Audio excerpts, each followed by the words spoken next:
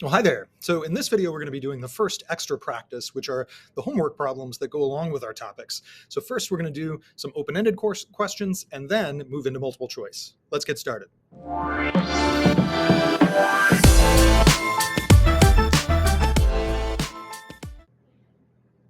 So to start us off, we're just really looking at what different types of resources are being used in this kind of example where you might have a soda shop. So the waiter at Fitz's soda shop is pretty obviously the labor resource. Then you got the cash register. That's a tool or a machine. We could have also said the building itself, but either way, that's going to be the capital. That's the tools and machines that we use to produce other things. And then finally, kind of raw, like natural resources like sugarcane or even the physical dirt underneath that building would be the land resource that's used to produce the soda. What type of economics is concerned with following questions? Micro, macro, big, small. So first is how many people are employed in the whole economy? Hopefully that's a tip off that it's macro.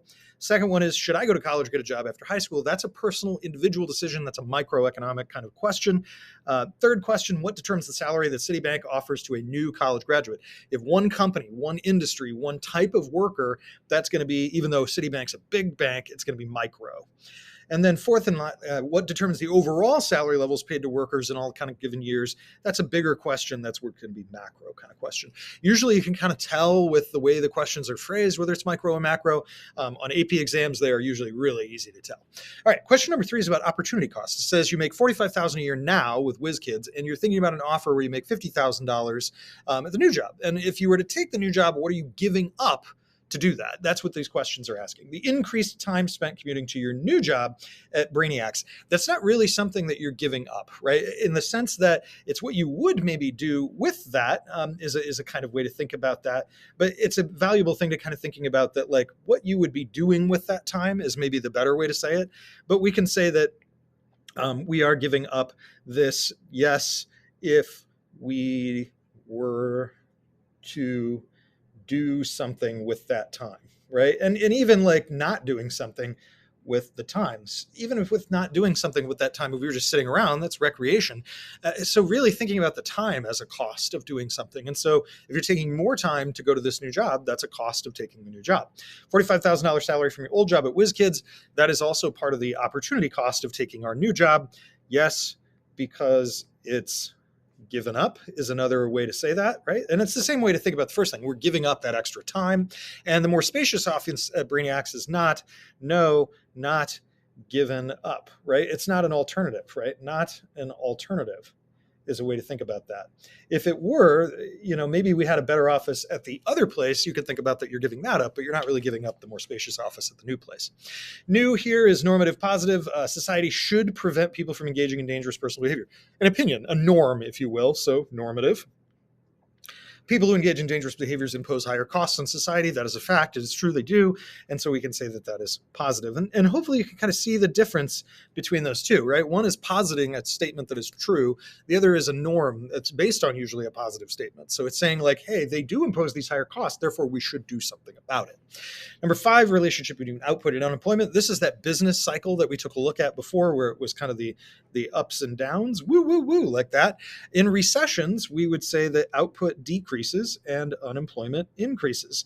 And we would say that in expansions, the opposite is true. We would say that output rises and unemployment falls, that those two things are correlated with each other. Explain the difference between growth and increasing output.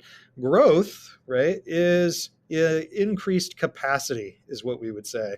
Capacity to produce, and the key word being capacity, whereas increasing output just means more output, right? It's a little bit hard to do that contrast if you're really spelling it out even more. But one is just saying there's, excuse me, woo, a little loud noise there. One is just saying that there's more output. The other is saying that we could be producing, could increase capacity to produce more output. And then our last question on this side is going to be, why does a higher price of donuts not necessarily mean inflation, right? Donuts, inflation, overall price levels, and we're going to abbreviate that as PL, overall price levels take into account, we would say like thousands of goods. And so it's kind of an aggregate. Aggregate means add it all together. So we're kind of adding all together all of the price changes, and then we're weighting them by how much they affect people. And so even if the price of donuts is going up, it doesn't necessarily mean that everything is going up. Now let's take a look at the multiple choice questions that correspond to section 1.1. So the first question, which of the following is necessary in a well-functioning capitalist economy? I am going to zoom this in just a little bit because I made the typeface a little bit smaller. So hopefully you can still see that. Necessary in a well-functioning capitalist economy, but not in a command economy. So anytime you see questions that say command versus capitalist, I want you to think, or free market economy, because often that gets substituted with market economy. The difference is really about property rights. It's about who makes decisions and how those decisions are incentivized.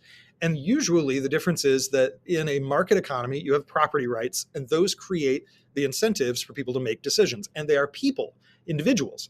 The other type of system, a command economy, you often don't have those private property rights where people are able to keep the benefits of what they've worked for, creating the incentives to do other things. And so we can say here, right here, the difference necessary in a well-functioning is protection of property rights. That's the key function. Central economic problem of all countries is scarcity. That's the issue, is fundamentally what we study in economics. And so in this list, limited resources and unlimited wants, that corresponds to the notion of scarcity. 3, which the following is an example of physical capital as opposed to human capital. And just as a brief word about that, human capital just, excuse me, human capital refers to the quality of your workers. It's not a tool or a machine. Physical capital means tools and machines, right? What are the physical tools and equipment that we're using to produce? In this case, a tractor used in farming. Number 4, the study of economics exists because of scarcity. And so we're going to look for scarcity. There it is, right? Scarcity is the key idea, the whole class. The study of economics is based on the premise that goods and services are scarce. Sure, but the capital's not limited. Growth of government's limited. Look at all these are about scarcity, but factors of production. The resources are scarce, but goods and services are unlimited. That is describing scarcity. So it isn't really just memorizing the word scarcity. It's about knowing what it means. Number 6, in a command economy, again, here we're going back to economy types. Quantity of computers is not going to be determined by private individuals. Oh, that is really blurry. I'm sorry. There we go. Now I can see. Woo, tough. So we're going to say out of all of these in a command economy, the government is usually going to be the ones doing the commanding. Oh my gosh. Let me see if I can fix that. I am so sorry. Okay. Now, which of the following is a defining characteristic of capitalist economy? That's going to be, let's see, well, no, that doesn't need it. Private ownership and protection of property rights. There's that property rights again. Again, looking for where are property rights in this story.